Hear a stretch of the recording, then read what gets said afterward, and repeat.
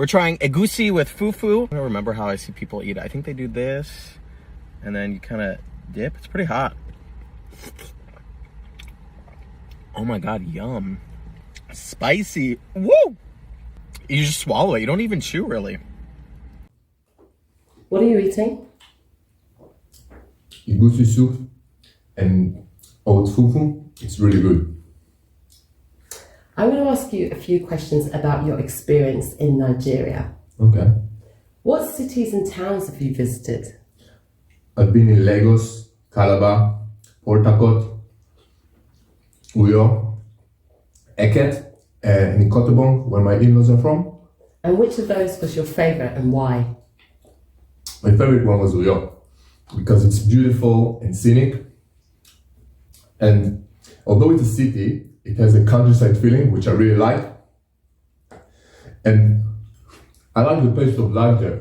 Really like. Let this spicy food not cause this man to choke, please.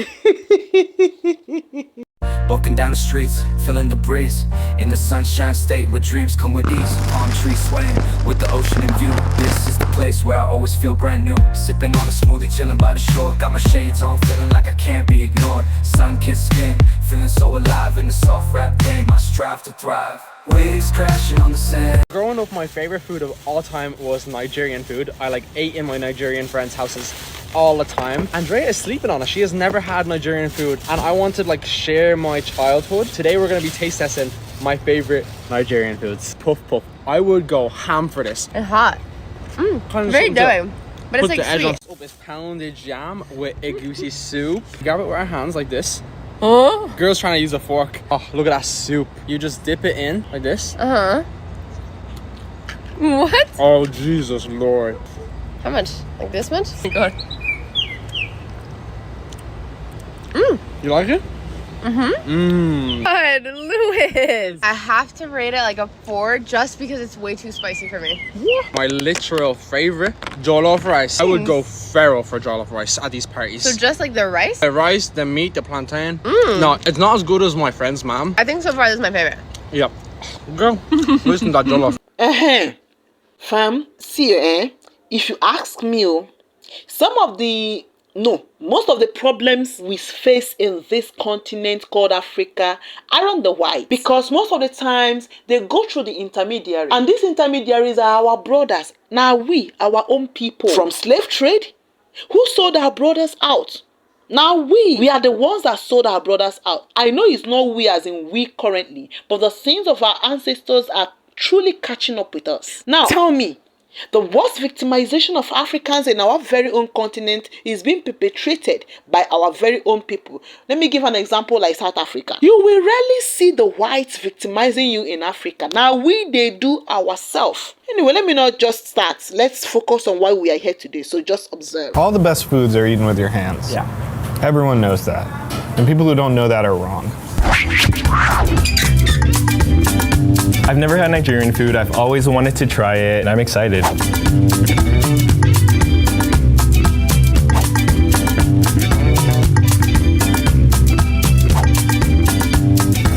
This meat's a little chewy, which I really like. Tastes like spaghetti. It does, like better than spaghetti. It's like if sweet potato fries had a cousin, and that cousin was better.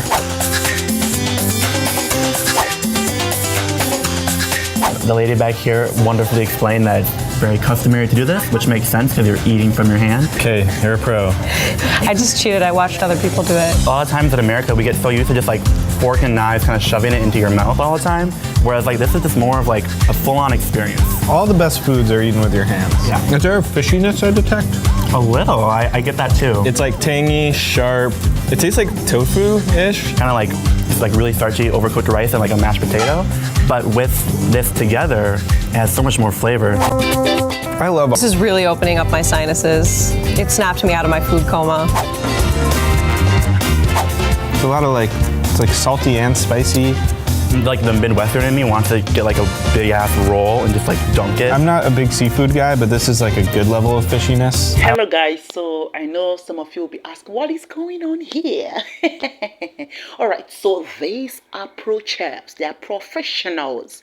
Okay, everybody wants to taste Nigerian food. If you've not tasted it, just try it or put it in your bucket list, because hey, Nigerian food is the in thing. For those of us who do not know about my beautiful country, Nigeria, Nigeria is a country in West Africa, bordered to the west by Benin Republic, north by Niger, east by Cameroon. Then for the southern part of it, it has been bordered by Atlantic Ocean.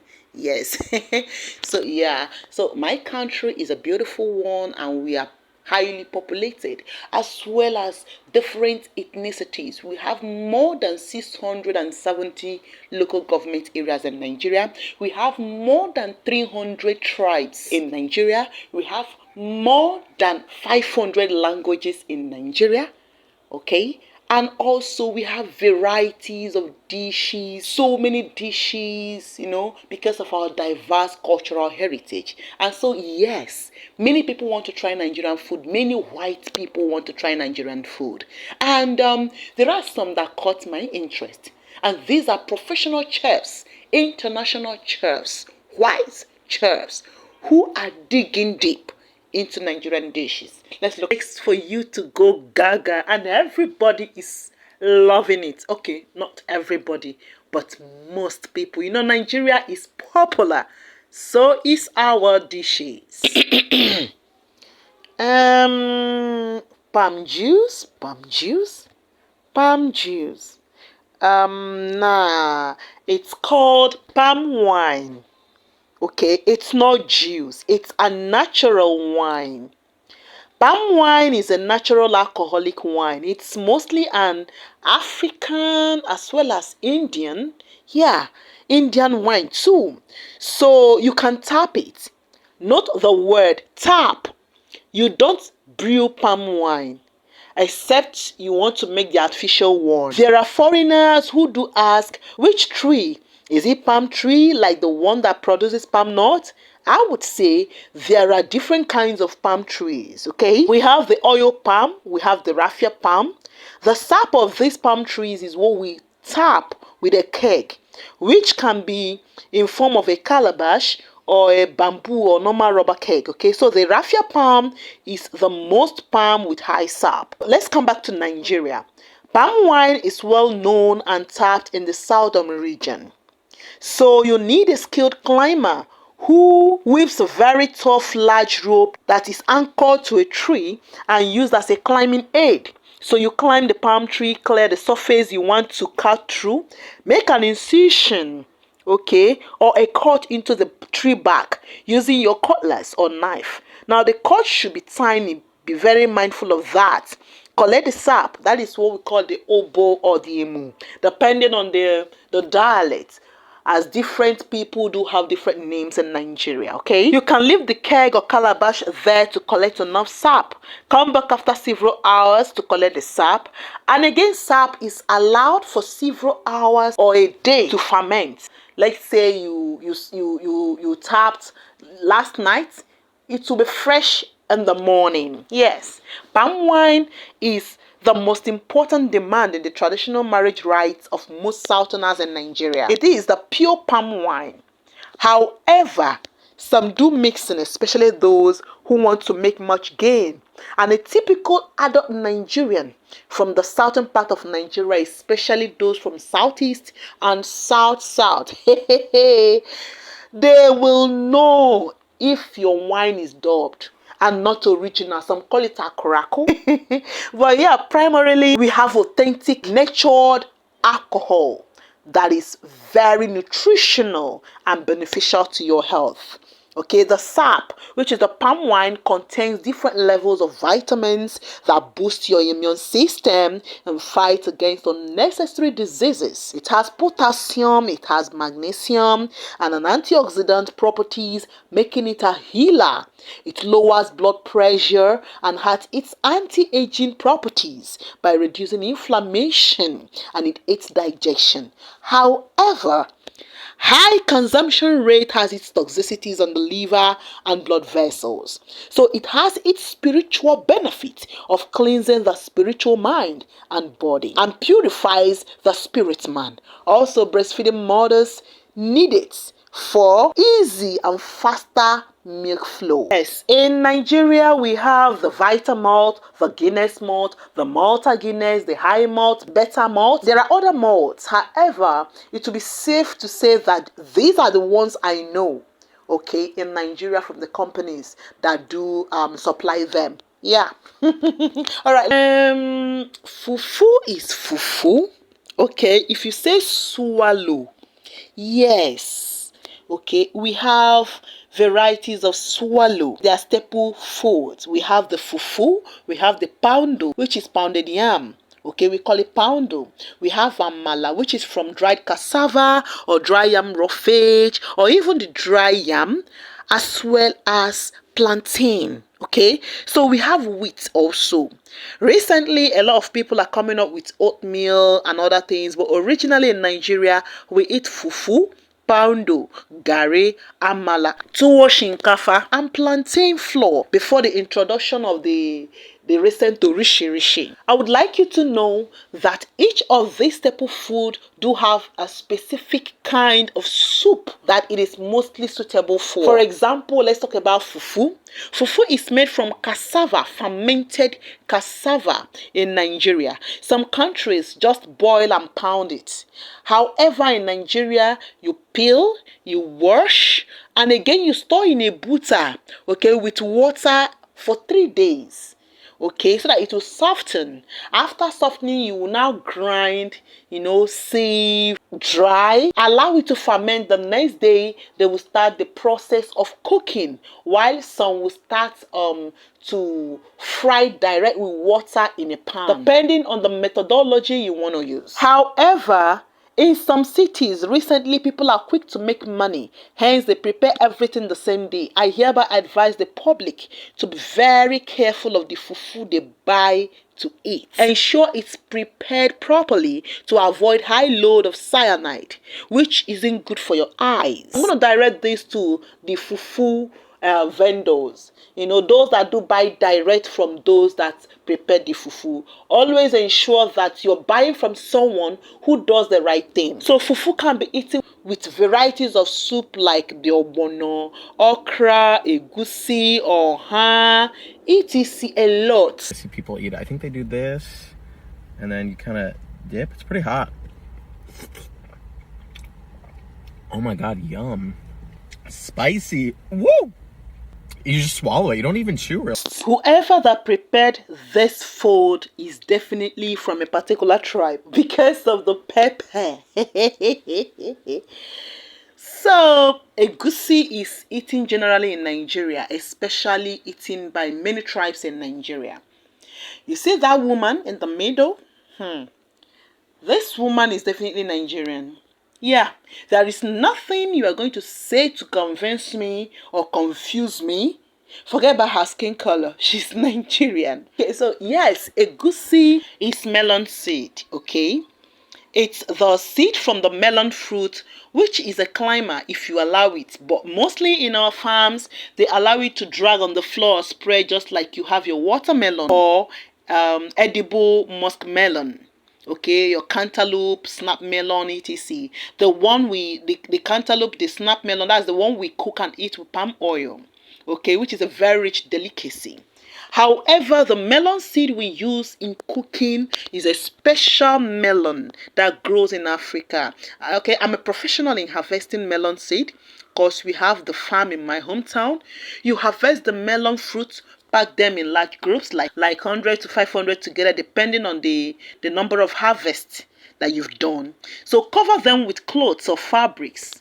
Okay, we do that to also enhance the decaying process, as well as to also protect the watermelon fruit from being eaten by animals. Go home and leave them for 4 through 8 days. I prefer 7 days. Okay, after some days, the flesh had softened and decayed, which is the plan. All you need is to push your hand inside the melon and open it, and grab the seeds with its juice out and pour them into a basin. Remember, the smell can be pungent because it's decayed. Continue the process until you're done with all the soft and decayed flesh. Take the basin containing the seeds and its smelly juice to a nearby stream or river. I prefer washing them out in a flowing stream. Pour them batch by batch into an iron sieve or basket and start stirring in water to wash off. Once you are done washing each batch, you transfer them into a clean basin. This process continues until you are done. The next process is to take home and dry. Or if you are at home, all you need to do is to dry. After drying, the selection process will begin. You are trying to select dirt off from the egusi seeds. Boom! It's time for you to either sell or store. Egusi is peeled. You can hand peel or machine peel. You grind it, make a paste, and also pour it inside their cooking stock. Alright? Or some can also make a paste of it and deep fry in oil, depending. You can actually Google to find out how egusi soup is being prepared. It is a delicacy in Nigeria that is very rich and nutritious. Of course, it has its own health benefits. Amala is from a dry and grinded cassava. It can also be from the back of a yam that had been dried. It can also be from yam that had been dried for a while, okay? And it can also be from a plantain. So yes, it can be the back of a plantain, the inner part of a plantain, unripe plantain. So it all depends, okay? But mostly the amala here is mostly the one from the dried cassava, dried and grinded cassava. So it all depends. Amala is mostly a Yoruba food. However, in other regions, they eat grinded plantain, especially as a special diet for those who want to stay healthy and also those that are diabetic. Amala is good with drawy soup like a wedu, okra, or bono soup. You know, something that is slimy. It's made with a special Nigerian leaf grown in the southwestern part of Nigeria. Okay, we call it shoko. Shoko is an African spinach. So you can call it a four shoko. It's not green. Green is different, please. There is a leaf we call green in Nigeria. Please, it is not shoko. Shoko is shoko. Okay, and it's very medicinal. A forero is a thick soup made like a dikaikon, except that it doesn't need water leaf. And you have to prepare the base, which is just like preparing your palm oil stew. However, you will add adequate iru. Remember, it's black iru. Okay, we have black iru and brown iru. Though some say it's choice, but I recommend only black iru seeds. I use brown iru when I'm preparing ogbono soup or okra. Okay, though I make sure they are properly grinded when I'm preparing the ogbono soup or okra. Okay, I also use black iru when I'm preparing jollof rice. Guys, when you are done eating, you will sleep off in my house. A forero soup is prepared with sumptuous amounts of protein. You know, it's a rich meal, just like when you are preparing ofowere. Okay, there is a saying, I don't know, how many of you know? How many of you have eaten ofowere? You know, there is a saying that if you don't have money, you don't eat or cook owere soup because of the orishi. Same here in a forero. That's if you truly want to prepare a forero, except you just want to, you know, throw things together. Okay, so go browse more about a forero and how it is made. It is very nice. Have you noticed that Nigerian soups tend to be thick? Only pepper soup is watery and yes, spicy, hot, peppery. You know, we use different protein like goat meat, cow meat, chicken or catfish, depending. It's not difficult to prepare for as long as you have the main pepper soup ingredients or spices grinded and stored for use. I always gather the ingredients in the market, which is highly medicinal and mostly African grown. So I grind them in the market and then store them in containers. I even use the ingredients to prepare my jollof rice. Yes, there has been a jollof battle between two particular countries. Okay, they call it jollof war. Yes, you guys know the countries I'm talking about. So the truth is this: the taste of any dish depends on the cook. There are people from both countries who cooks wow food, while there are some who cook wow food. Yeah, so it depends on the cook and their methodology as well as the spices. Walking down the streets, feeling the breeze. In the sunshine state where dreams come with ease. Palm trees swaying with the ocean in view. This is the place where I always feel brand new. Sipping on a smoothie, chilling by the shore. Got my shades on, feeling like I can't be ignored. Sun-kissed skin, feeling so alive in the soft rap game. I strive to thrive. Waves crashing on the sand as I ride the vibe. Soft rap flowing, let the rhythm collide. I'm the king of this groove with the catchy hook. Got the ladies moving and the fellas shook. And it's endless summer where worries turn to glow. Just down the boulevard with the top down low. Music blasting loud, feeling the flow. Neon lights flicker in the night's embrace. Lost in the moment, in this rhythmic chase. Catching glances from strangers as I pass them by. In the city of dreams where stars light up the sky. Every step, every verse takes me closer to